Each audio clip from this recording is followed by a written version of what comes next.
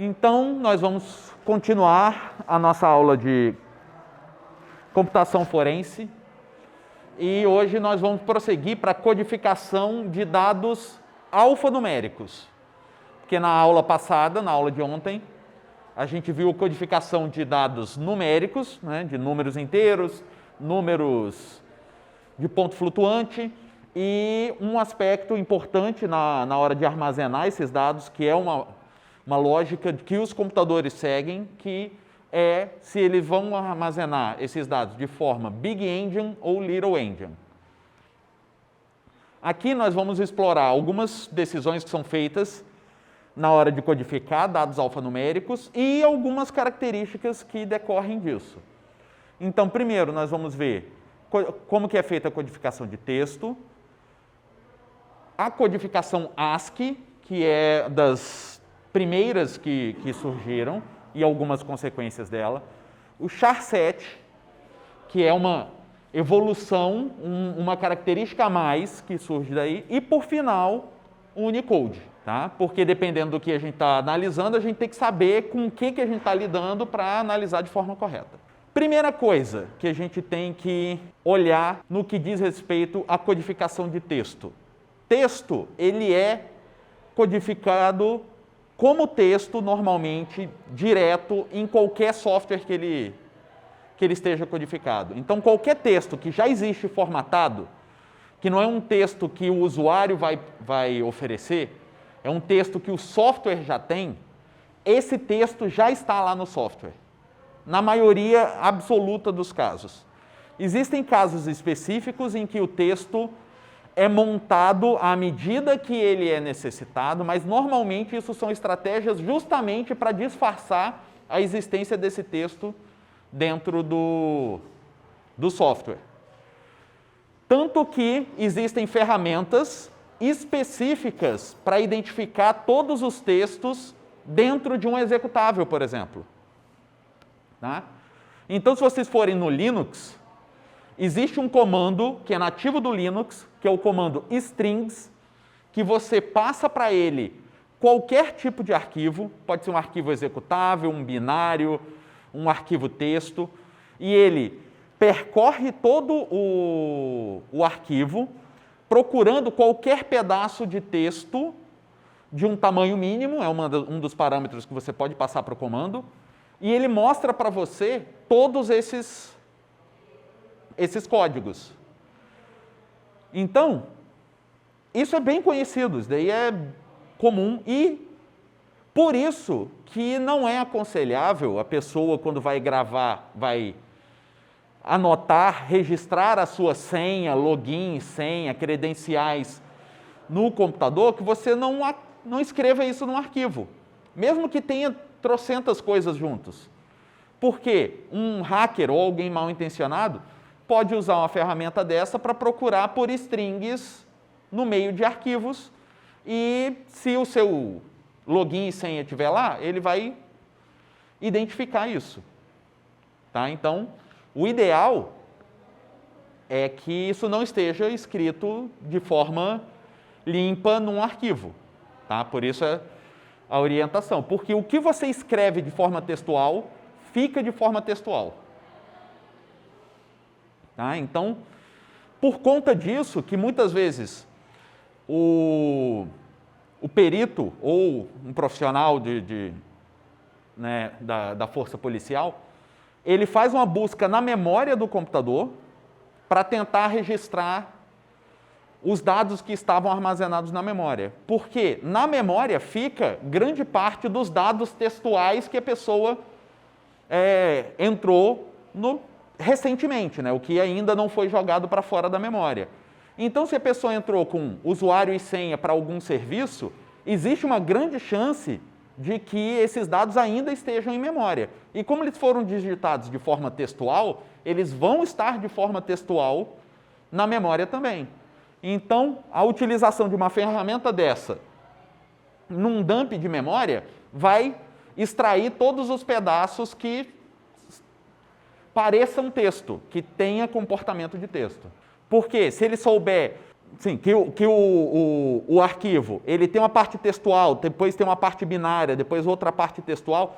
Essa organização meio que já quebra e ele mostra para você todas as partes textuais, bonitinhas, uma atrás da outra, e serve para você montar uma consulta, montar um relatório, fazer uma transferência do dado de uma base para outra base, fazer várias coisas. Lógico que existem formas mais elaboradas de fazer isso. Essa daqui é a forma mais simples, mais básica que poderia. Só que às vezes a mais simples, mais básica funciona, então para que usar a mais elaborada, né? Então, é uma possibilidade. Às vezes você quer saber se você está fazendo uma busca, uma perícia num determinado disco ou num dispositivo, e que você quer saber se a pessoa acessou determinado site. Você busca por uma string do nome do site. Se tiver um cookie do site, vai estar um arquivo que tem essa string. Se não tiver, então dificilmente vai ter. Vai ter outros registros, arquivos temporários. Então, a string vai aparecer. Então, uma das coisas que é bem comum ser feito logo no início de uma investigação é você montar uma lista de palavras-chave. Coisas que você vai buscar na investigação. Tipo, o cara invadiu o site do serviço tal. Então, o nome do serviço, o nome do site, vai ser uma das palavras-chave. Porque aí você vai ver se o cara buscou aquilo na internet, ver se o cara acessou aquele serviço, esse tipo de coisa. Só pela string. Não, o que eu mostrei aqui foi esse comando do Linux, que ele percorre um arquivo de qualquer tipo, pode ser binário, texto, imagem, qualquer coisa, e busca todas as strings que ele achar ali dentro. Só que, se você tiver um conhecimento razoável de comandos do Linux, você consegue combinar isso com outros comandos e fazer isso que você falou numa linha de comando. Tipo, percorre todos os arquivos desse subdiretório. Para cada arquivo você aplica o strings e no resultado você busca por uma string específica. Ele vai ficar lá rodando, achou, mostra qual foi o arquivo, em qual posição no arquivo, se achou, se não achou. Então, com conhecimento, com uma linha de comando, você faz isso no Linux, por exemplo. Então, dá para fazer, buscando só por uma string. Por quê? Isso tudo baseado na ideia de que o que você registra como string, via de regra, fica como string nos softwares e nos arquivos. Ele não muda de formato, não muda. Ele fica como uma string, ele fica estático. Então, tipo, mensagem de texto que aparece na tela de qualquer software. Esse texto está escrito em algum lugar no executável daquele software. Então, toda string vai estar lá como string, exceto raras exceções que, na maioria das vezes, são justamente para tentar fugir desse caminho. Que, quem sabe, mais para frente eu mostro para vocês algumas técnicas de fazer isso daí, que é técnica de ofuscação de string, que é bem comum em vírus e outros tipos de malware, quando o malware tenta invadir um computador, pegar informações, dados e enviar para algum lugar. Ele vai ter que enviar. Esse lugar, ele tem que saber qual é o endereço desse lugar, a URL dele, o IP dele. Só que se o executável, que é o malware, tiver esses dados, quem perceber que tem o malware, consegue extrair esse endereço, essa URL, razoavelmente fácil com um comando desse. Então, o que ele faz? Ele não escreve uma string. Essa informação está lá, mas não como string. Ele coloca uma sequência de números, de coisas embaralhadas, faz uma conta maluca para extrair a string. Aí, assim, ela não fica visível a todo momento. Só que aí são só quando o software está tentando mascarar a string, que aí normalmente são casos mal intencionados. Exceto, lógico, quando o arquivo está criptografado, porque aí se tiver criptografado, está tudo embaralhado, aí você não consegue entender nada, a string está lá, mas você não consegue entender, pensando nos casos que não está criptografado. Então, essa é uma característica que pode ser útil para a gente. Se a gente sabe uma string que, para fazer tal coisa, a pessoa deveria ter digitado, deveria ter entrado num site, entrado com isso num arquivo, a gente usa essa palavra-chave como fio condutor da nossa busca. Tá? As ferramentas de investigação, as ferramentas maiores que sistematizam o trabalho, eles têm ferramentas, né, funcionalidades especificamente para isso, para você entrar numa lista de palavras-chave e logo depois que você extrai os dados da sua mídia, né, de evidência, você passar uma busca por palavras-chave e ele destacar quais arquivos que ele achou que tem aquela palavra-chave para você iniciar, para ser o ponto de partida da sua investigação. Um exemplo, aqui eu mostrei o comando e depois ele sendo executado. Aqui, se eu não me engano, eu pedi para ele mostrar toda a string com tamanho, no mínimo, 3. Então, se tiver 3 caracteres de string em sequência, ele identifica como uma possível string e mostra aqui para mim. Então, vai ter qualquer coisa, tipo arroba. Beleza, tem dólar, arroba p. Isso daqui está lá no meio de um arquivo executável. Mas tem coisas tipo .text, .rdata, arroba .data. Essas coisinhas aqui têm significado. A gente sabe, isso daqui existe em tal tipo de arquivo. Então já pode ser um guia. Por exemplo, esse texto aqui de cima está dizendo "This program cannot be run in DOS mode". Então eu sei que esse é um executável Windows, porque executáveis Windows têm essa mensagem nele. Por conta do histórico da evolução do DOS para o Windows. Então alguns programas... Teve uma época na história do DOS Windows em que os programas poderiam ser executados em ambos, aí teve um determinado momento que não deu mais. Aí os programas executáveis começaram a ter essa mensagem para informar se aquele programa podia ser executado no modo DOS ou não, só no Windows. Então tem esse aqui. E mais adiante, aí ele mostra várias mensagens que são mensagens de texto que o executável tinha. Tá? Mensagens aqui que podem aparecer. Tipo de permissão em trechos de código que vai estar lá. Textos. Aqui está escrito, janeiro, fevereiro, março, abril, maio, junho, julho, agosto, setembro, outubro, novembro, dezembro. Claramente são estruturas que ele utiliza para fazer alguma coisa no código, para colocar a abreviação dos meses. Aí tem um caminho específico de um arquivo com um diretório completo, que é algo que pode ser útil para ele. Parece que é um arquivo de banco de dados. Então, ele pode ser o banco de dados que aquela aplicação usa. Então, eu já começo a extrair algumas informações só buscando pelas strings. Mais mensagens de aviso, de erro. Aí tem aqui, Microsoft Visual Studio C++ Runtime Library. Então, já dá para saber que provavelmente foi desenvolvido no Visual Studio. Então, essa ferramentazinha de strings, ela é útil para isso. A gente pode pedir para ela passar por qualquer tipo de arquivo e me mostrar todas as strings que ela achar. Aí eu consigo definir o tamanho mínimo de string, né, que eu quero olhar, se eu estou preocupado com string pequena ou não. Então, eu posso utilizar isso de forma isolada, se eu quiser, para um teste, ou nas ferramentas de investigação, ele já tem isso meio que embutido dentro do processo de trabalho.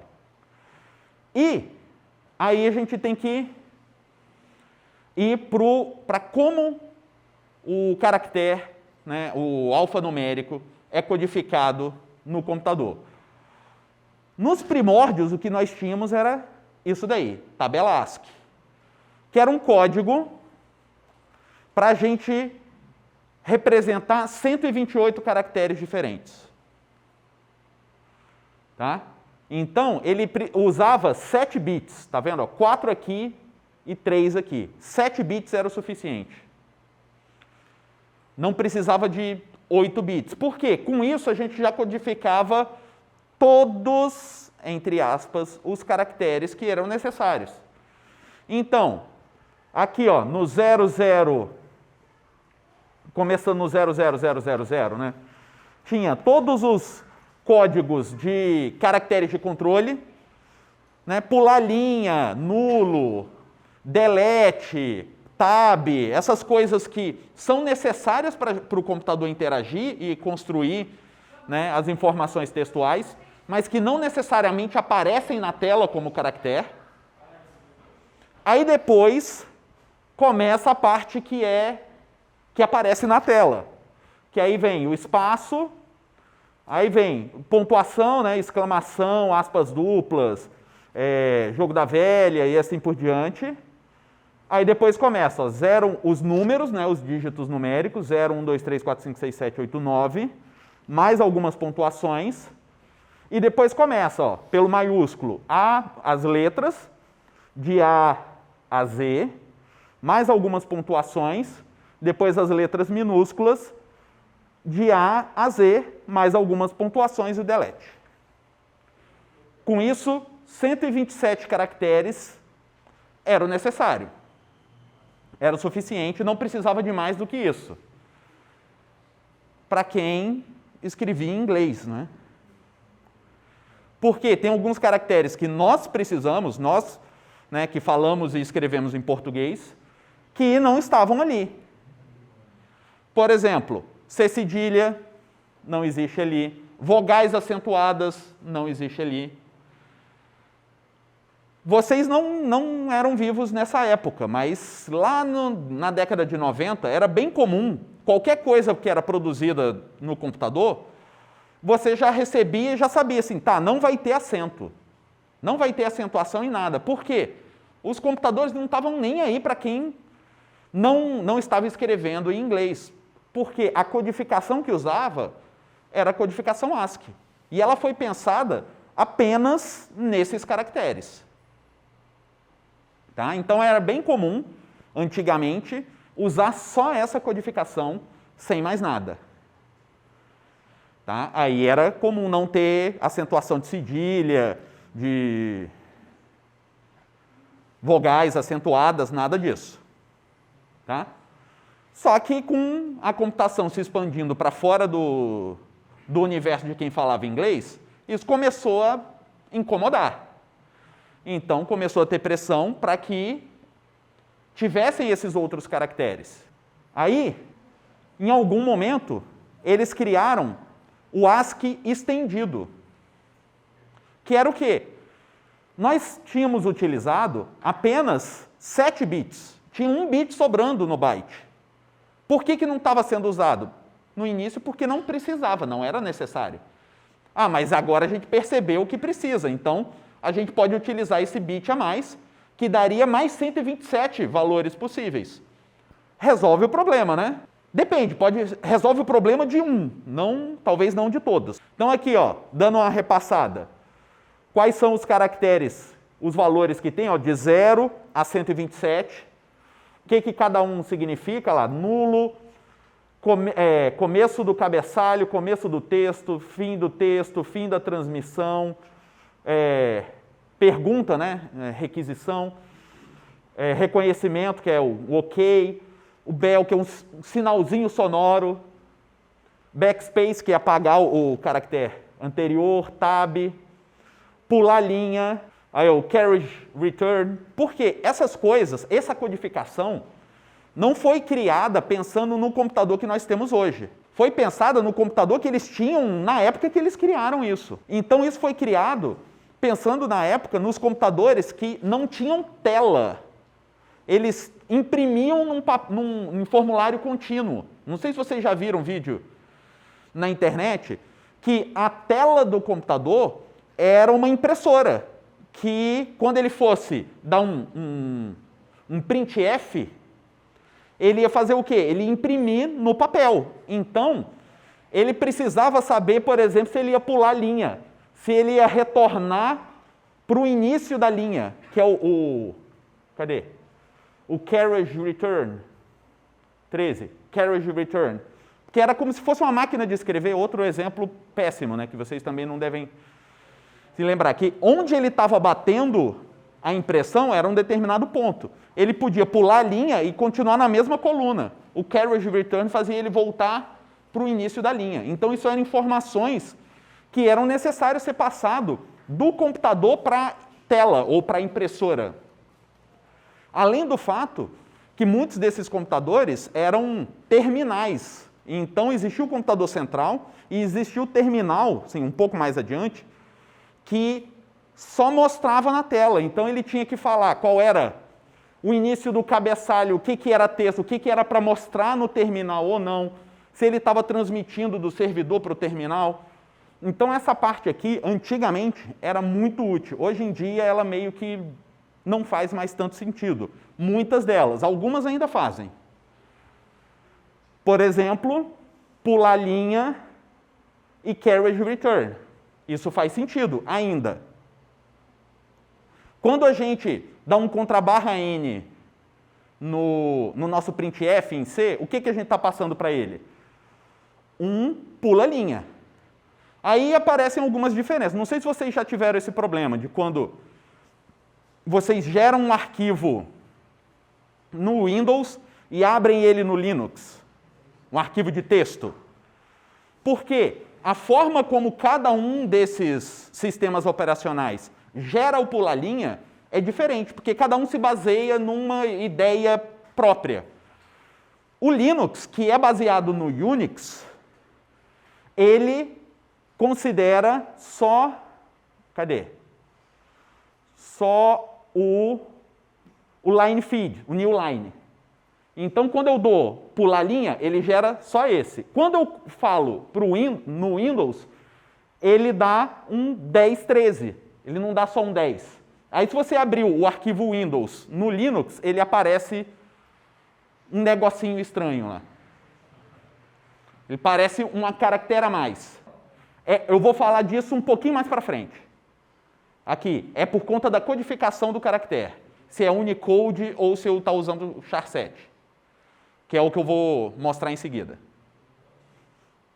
Que é a forma como o caractere é codificado.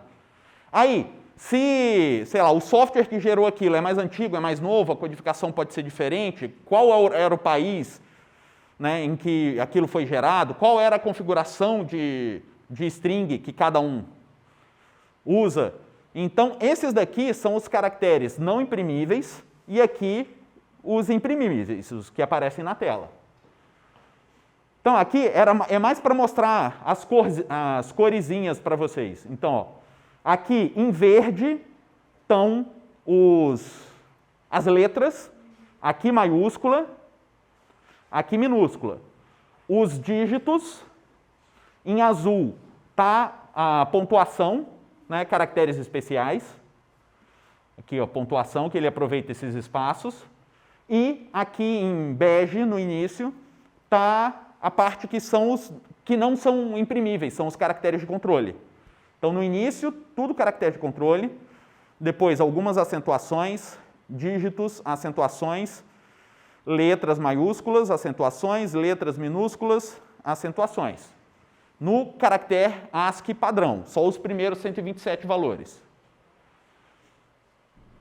E se eu quiser saber, eu consulto essa tabela ASCII na internet ou no Linux, tem um comandinho que eu coloco ASCII e ele gera para mim a tabela ASCII para você consultar, se você quiser. Saber qual é o valor correspondente a cada caractere. Tá? Então, por exemplo, a letra A maiúsculo, ela é o 41 hexadecimal ou 65 em decimal. O A minúsculo é o 61 em hexadecimal ou 97 em decimal. Aí, ó, o 0, o caractere que representa o número 0. Ele é o 30 em hexadecimal ou 48 em decimal. E assim por diante. Então, aqui, ó, o 10, que é o line feed, e o 13, que é o carriage return, que são os pular linha que são utilizados. Ah, e um que é bem comum também é o 20, aqui, 20, em hexadecimal, que é o espaço em branco. Eu considero que é bem comum porque muitos sites, quando geram o link, a URL, se no nome do que estava ali do arquivo, do diretório, tinha um espaço, eles substituem o espaço pelo código do caractere. E o código do caractere espaço é 20. Então, muitas vezes a gente pega uma URL, tem um monte de %20 na URL. Por quê? Era um espaço no arquivo original, um sistema automático gerou a URL a partir do nome do diretório e botou um %20 no lugar, porque não é imprimível. Ou, se ele colocasse, ia quebrar a URL. A URL não pode ter espaço, senão ela sai quebrada. Então, os sistemas, às vezes, substituem o espaço pelo código do caractere para não quebrar a URL. Aí, como eu disse, em determinado momento, eles perceberam, tá bom, temos que ampliar o ASCII. Porque tem um monte de gente que precisa de um monte de coisa, um monte de caractere, que não existe no ASCII padrão, então eles criaram o ASCII estendido, que não começa do 0 e vai até o 127. Ele começa do 128 e vai até o 255. Aí eles colocaram o que eles acharam que eles precisavam. Então, ó, tem o C cedilha, vogais acentuadas, C cedilha minúsculo, vogais acentuadas minúsculas, vogais acentuadas maiúsculas, uns outros caracteres que, sim, eu não sei para que serve, mas alguém precisa. Né? Aí outros símbolos, aqui ó, N com til, né, em espanhol é utilizado. Aqui ó, interrogação de cabeça para baixo, que em espanhol também é utilizado. Alguns símbolos, ó, meio, o ozinho do grau Celsius. Ah não, aqui ó, o ozinho do grau Celsius, ou do número, né, aquele ozinho que a gente quase não usa hoje em dia mais, né? Ou o A, tipo segunda, terceira. E algumas, aí aqui é firulinha. Né, para criar formulário na tela, aí você tem esse negocinho para fingir que está desenhando, na época que interface gráfica era isso, né, barrinha para criar tabelinha, porque eles acharam, tá, não precisa de mais do que isso não, 256 é o suficiente e sobra, dá até para fazer firula, só que não, né? Então, ó, aí nesses daqui, ó, que é aquela tabela do ASCII estendido, tem, ó, esse em laranja escuro aqui, são aquelas partes de desenho, de parte de interface. E aqui, ó, caracteres especiais acentuados, caracteres acentuados, né? C cedilha, vogal acentuada, tal, e outros caracteres diferentes. Aqui tem os caracteres do alfabeto grego, por exemplo. O que faz lembrar uma coisa. Tá, o ASCII, ele serve para os caracteres do inglês, né, maioria do português. Com o ASCII estendido eles cobriram alguns outros, mas tem alguns idiomas que não usam caracteres que nem esses. E esses caras, como que eles se viravam? Era um problema. Aí, quando tentaram resolver esses problemas, começaram a se definir alguns padrões que hoje em dia a gente chama de charset, que é o quê? A gente configurar essa parte do ASCII estendido, essa parte, esses últimos 128, né, do 128 até o 256, com alguns caracteres específicos. Então, qual é a ideia? Ao invés de eu ter um conjunto fixo para os últimos 128, os primeiros 128 vão ser esses fixos, mas os outros 128 vão mudar dependendo do charset. Então, esse daqui é um padrão de charset, que é o ISO 8859, que ele tem várias opções, várias partes. Então tem o ISO 88591, ISO 88592, 88593, 4, 5, 6, 7, 8, 9, 10, até 14. E o que tem em cada um desses? No ISO 88591, eles vão ter os caracteres que são mais comuns e mais utilizados nesses idiomas. Idiomas latinos, o oeste, o europeu, Dinamarca, Holanda, Inglaterra, Finlândia, França, Alemanha e, cadê? O português. Por isso que aparece o C cedilha, aparece as vogais acentuadas que são úteis para a gente. Então, nesse char7, tem os caracteres que atendem a esses idiomas. O Irish, que é o idioma da Irlanda, sim, o idioma original da Irlanda, né? Aí tem outras partes, por exemplo, croata e tcheco. Tem alguns caracteres desses idiomas que não cabiam aqui, não cabia tudo aqui. Então eles botaram nesse, e esses idiomas, né, do centro da Europa, Sérvia, Hungria, Eslovênia, estão concentrados aqui. Então provavelmente alguém que usa algum desses idiomas vai configurar o computador deles usando esse char7. E aí vai, ó, turco, maltês, esperanto no parte 3, o Estônia, Látvia, Lituânia, no parte 4, Bielorrússia, Bulgária, Macedônia, Rússia no parte 5. O parte 6 cobre maior parte dos idiomas arábicos, aqueles que parecem meio que uma cobrinha. Eu não consigo identificar, diferenciar um do outro. Grego, está aqui, hebreu, turco, nórdicos, Tailândia, esse daqui nem sei o que é, celto, gaélico, bretão, idiomas antigos. Então, se você quiser configurar, você consegue, tem essas opções. Só que se você colocar a configuração incorreta, o que vai aparecer para você são caracteres totalmente diferentes. Tá? E o software, ele vai simplesmente interpretar. Ele vai achar lá um código que seja, sei lá, 152, e ao invés dele botar esse símbolo, ele vai botar um outro símbolo. Você que pediu.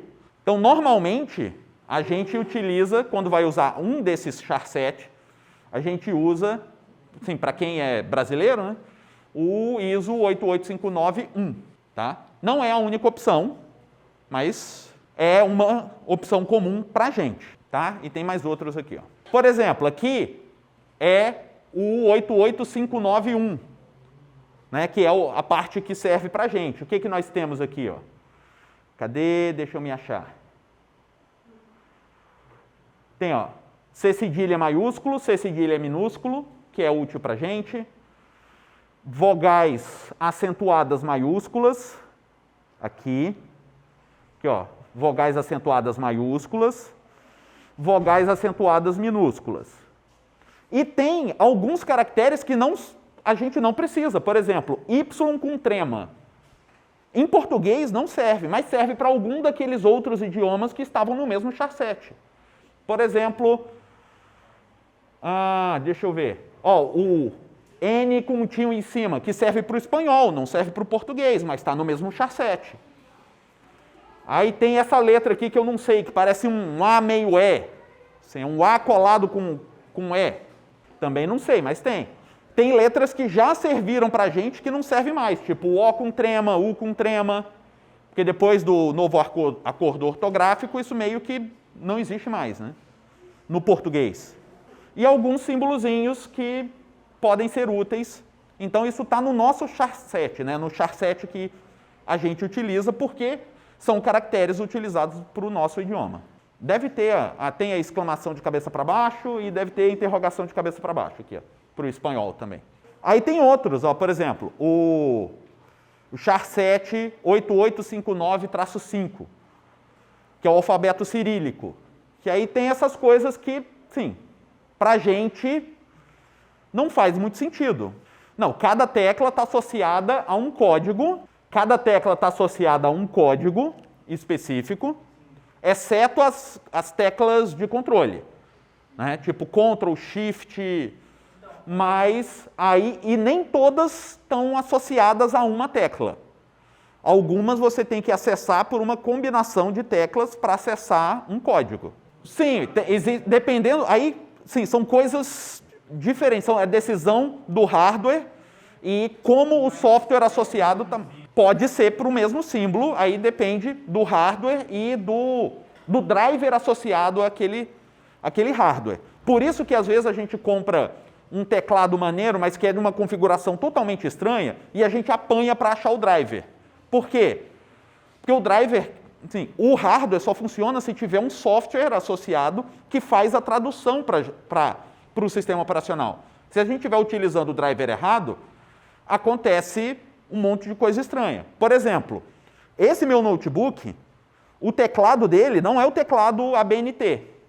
Por quê? Eu não comprei ele no Brasil.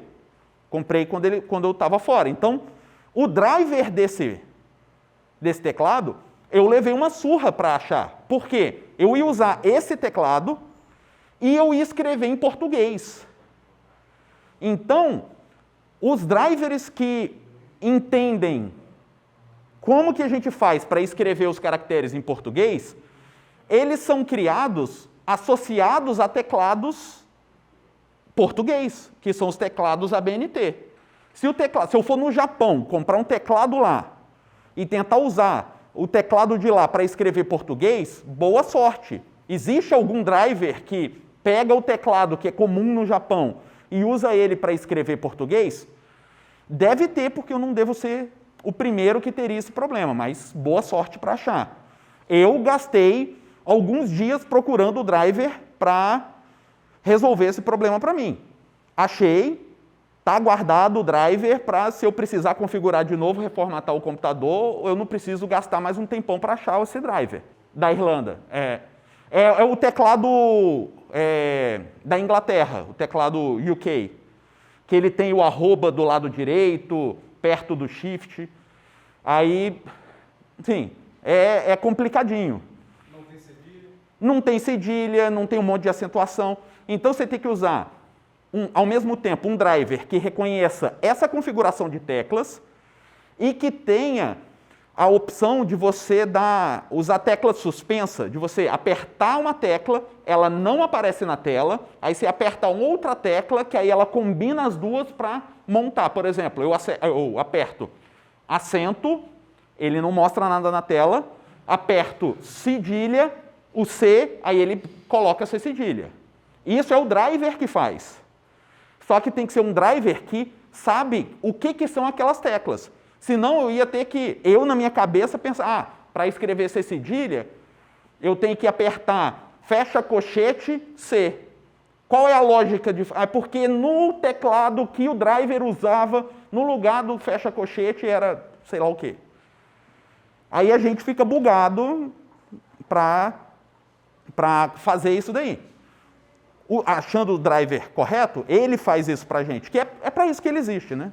No Japão, sim, que eu já vi de teclado japonês, eu já tive amigos que eram português, brasileiro, japonês, eles tinham teclados que eram nessa configuração e tinha, sei lá, em cada tecla tinha 2 símbolos em ideograma, sei lá, e uma letra ocidental. Então, se ele quisesse escrever em inglês, por exemplo, ele apertava um shift da vida e escrevia.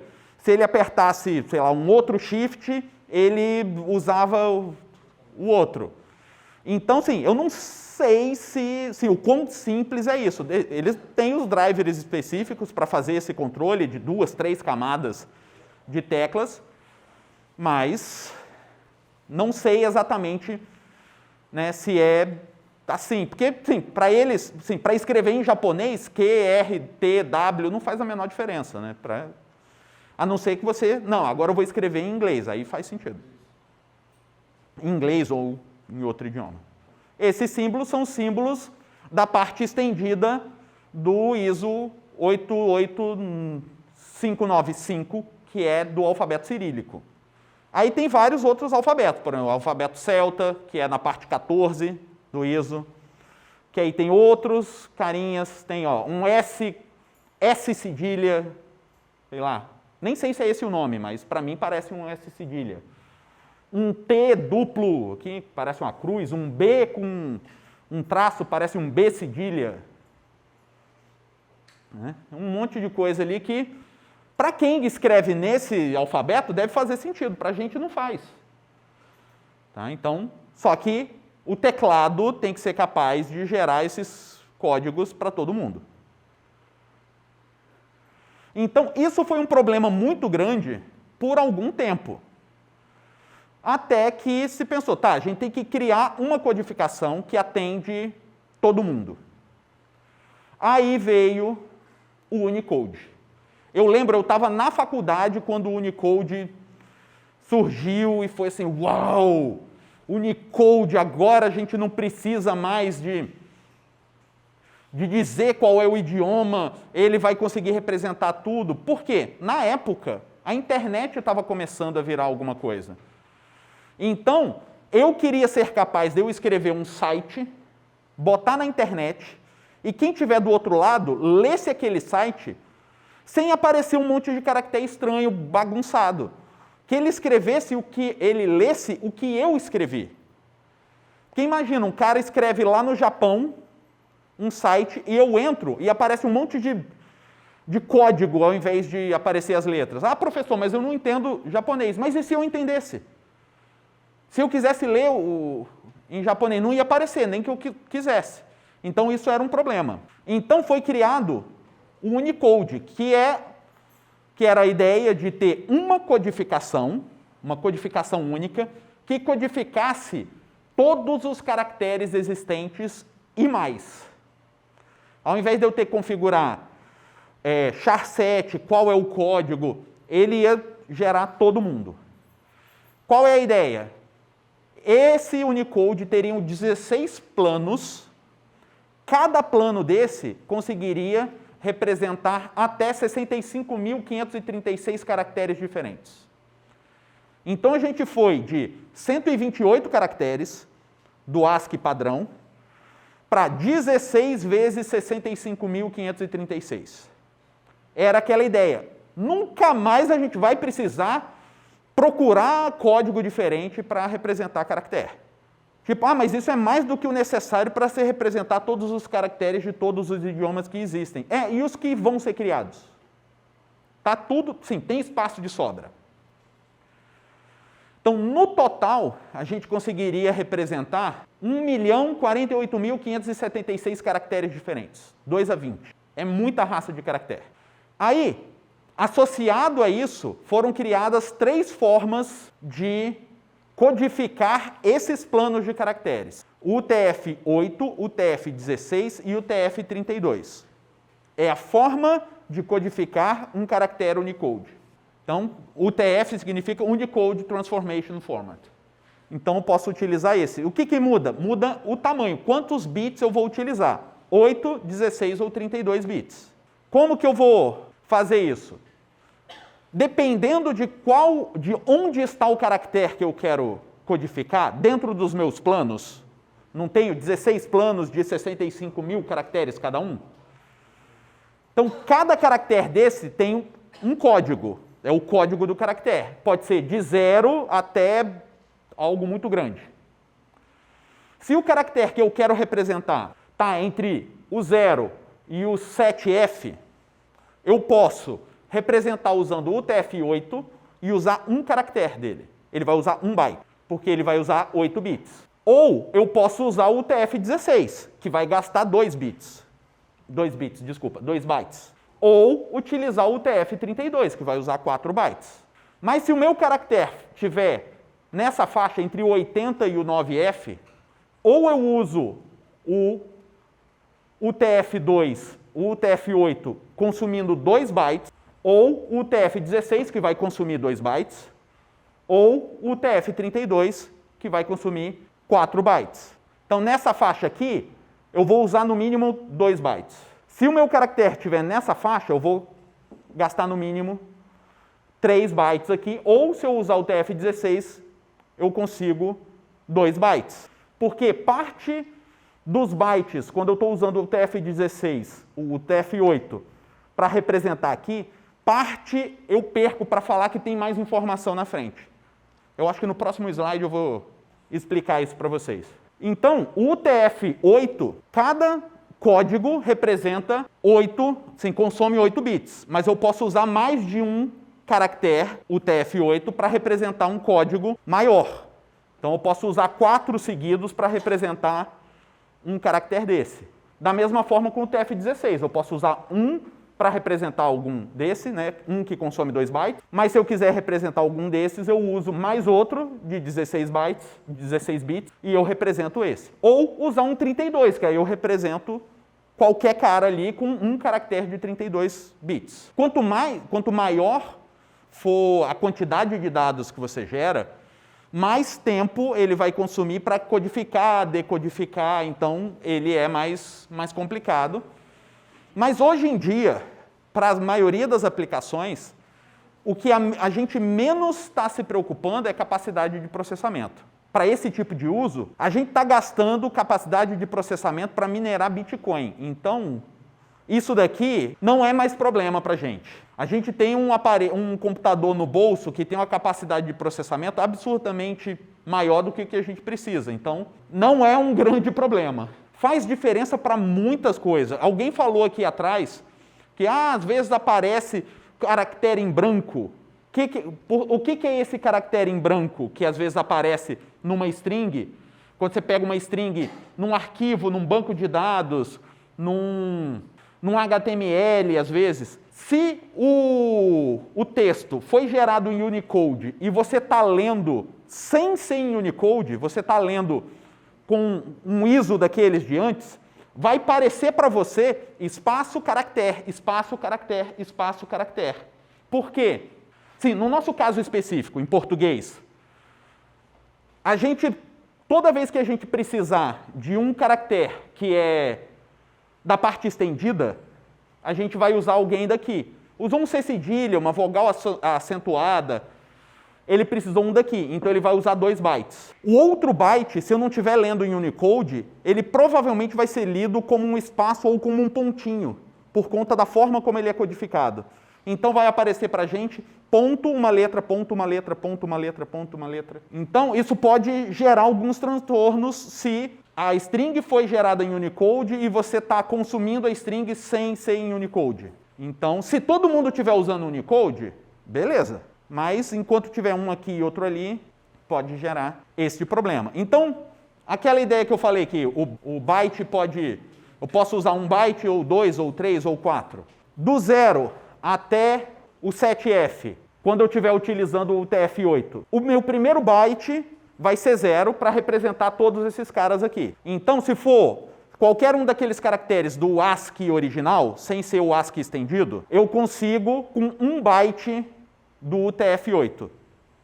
Porque aí o primeiro bit eu sinalizo com 0, falando que é só isso, eu só tenho 1 byte. Mas quando o meu caractere é algum além daquele, aí ele já muda a codificação. Se precisar de 2 bytes, o que ele vai fazer? O primeiro byte começa com 110, aí os 5 bits seguintes são código do caractere. No segundo byte, vou ter 10 e os bits seguintes completam o código do caractere. Se for 3 bytes, né, se ele for dessa faixa do 800 até o FFFF, o primeiro byte é 1110, aí eu uso os 4 bits seguintes. No segundo byte é 10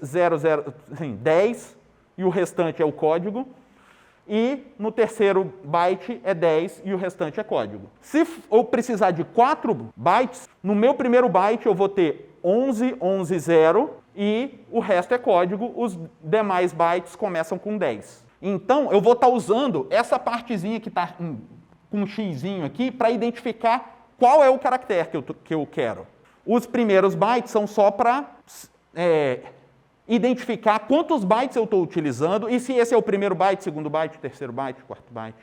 Tá? Então, se eu escrevi em português alguma coisa que caiu no caractere estendido e eu escrevi em Unicode, eu gerei dessa forma. Só se quem leu está utilizando, não está lendo em Unicode, está usando tabela ASCII, vai aparecer alguma coisa estranha nesses caras. Então, aqui vai aparecer 1100 0000, e aqui vai aparecer o código do meu caractere. Então, isso vai atrapalhar a minha visualização. E se eu usar todo mundo com 2 bytes, os caracteres comuns iam estar com 00 e o byte. Aí ele... E o caractere. Então vai aparecer um espaço, que são os zeros, e o código. Um espaços e o código, espaços e o código. Por quê? A gente normalmente usa 1 ou 2 bytes na nossa codificação. Né? Porque a gente... Em português, a gente não dificilmente usa os caracteres mais do final da codificação. Os caracteres que são úteis para a gente estão mais no início, ali naquela segunda parte. Sim, que aí... Por quê?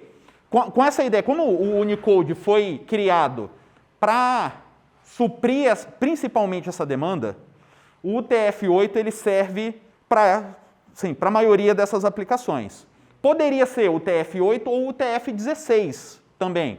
O problema é que, mesmo quando eu consigo representar o meu caractere com 1 byte só, eu ia consumir 2. Aí isso aumenta o volume de dados trafegado. Tá? Por isso que ainda é utilizado o UTF-8. Quando for mais comum usar 2 bytes do que 1 byte, provavelmente, sim, os protocolos vão migrar para o UTF-16 e deixar o UTF-8 meio que como legado. Mas, por enquanto, o UTF-8 ainda é utilizado. Mas eu não me espantaria se tiver sites ou alguns domínios na internet que ainda que não usam mais Unicode. Mas aí são domínios que, tipo, dependendo de onde você estiver acessando, os caracteres aparecem tudo embaralhado.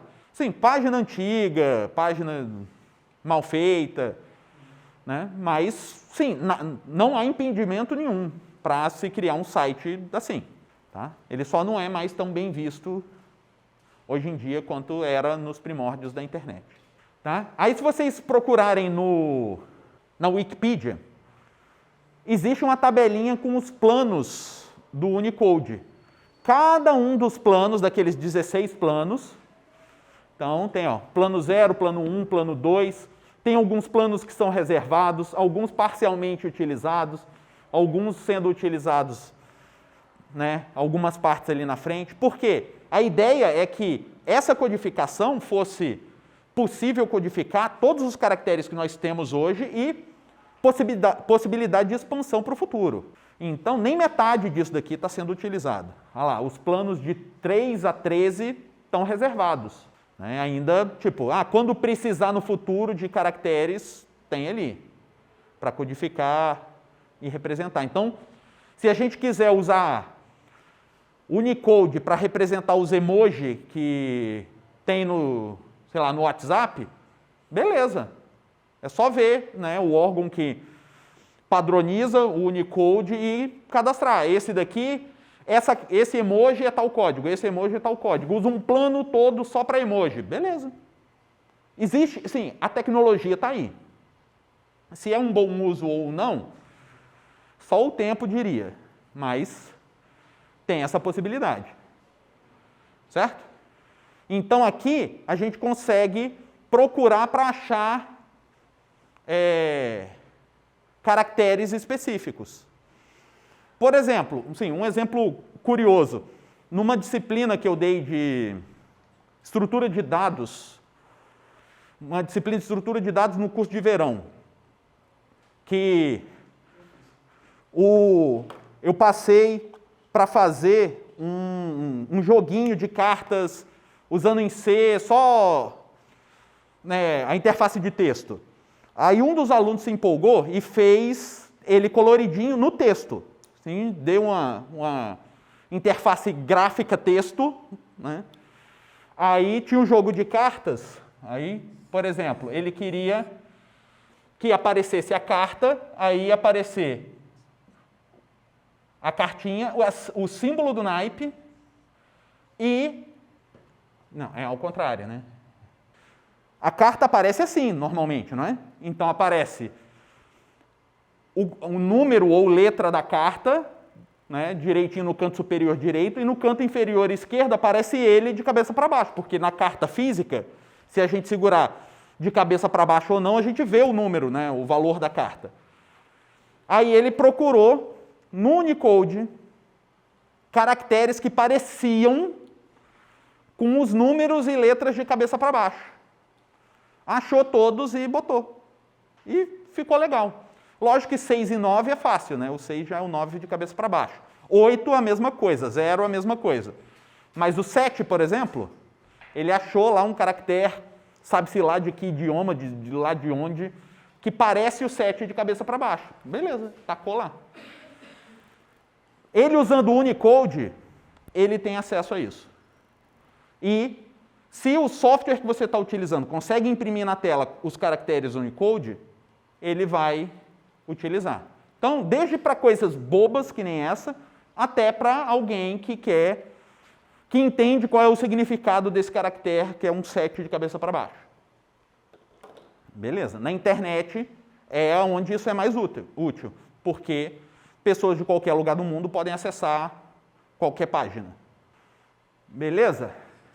Então, olha aqui, os 16 planos, né, ó, plano 0 está quase todo ocupado, né, de 65 mil, tem 55 mil ocupado. Ó, do plano 1, 22 mil estão alocados e quase 20 mil associados. 6 do 2, 60 mil, está quase todo. No 14, 368 só que estão associados com alguma coisa. Ó, o 15, 16 e o 3 a 13 está reservado. Então, ó, de 16 planos, a gente tem 1, 2, 3, 4 e meio sendo utilizado. A gente está 1/4 dos nossos planos sendo utilizado, o resto está disponível para a gente criar códigos que podem ser utilizados. Então, a codificação está ainda servindo ao que se propõe. Então, está usando 280 mil caracteres diferentes, de, sei lá, todos os idiomas conhecidos. Então, se alguém quiser usar um plano só para emoji, talvez dê para utilizar. Tá? Mas o que é mais importante para a gente é para a gente identificar os caracteres quando eles estiverem num arquivo, num software, num binário, para a gente decodificar aquilo da forma correta e interpretar o que o usuário quis dizer com aquilo. Porque imagina que alguém usa determinado idioma, estava escrevendo com determinado teclado, escreveu um arquivo de texto e a gente está fazendo a análise forense daquele arquivo e interpretando o que ela quis dizer. Se a gente estiver interpretando segundo o char7 errado, a gente não vai estar fazendo uma interpretação correta. A gente tem que saber qual o conjunto de caracteres que ela utilizou para a gente saber o que ela quis dizer com aquilo. Não estou nem entrando no aspecto investigativo que é pertinente de a pessoa escreveu num idioma que eu, investigador, não conheço. Aí é um outro problema que foge da computação forense, é da ciência forense, mas não é da computação forense, não é um problema de computação. É o cara escreveu em alemão, eu não sei alemão. Tá bom, eu procuro um intérprete de alemão para interpretar aquilo para mim. Pode ser o Google Translator, professor? Pode, mas né, a gente sabe que às vezes dá uma falhada, né, no significado da tradução. Então, se aquilo é importante, pode levar alguém para a cadeia ou soltar alguém da cadeia, né, pega um intérprete para garantir que aquilo é o que significa mesmo. Até porque se a gente for para o tribunal e o juiz perguntar, é isso? Você tem certeza que é isso que isso significa? Eu falo, o Google falou que sim. Talvez não seja levado tão a sério a minha conclusão. Certo? Alguma dúvida sobre o char7? Isso é algo que, sim, às vezes dá uma dor de cabeça, é uma bobeirinha, mas dá uma dor de cabeça quando você trabalha com vários ao mesmo tempo. Por isso que o Unicode salva muito tempo.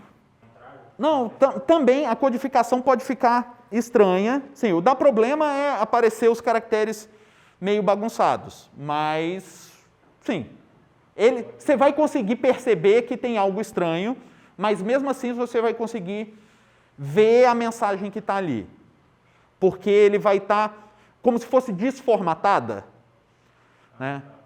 Que aí é que nem alguém perguntou ali, vai aparecer espaço, um caractere, espaço, um caractere. O espaço é o byte extra da codificação que ele está achando que era um outro caractere.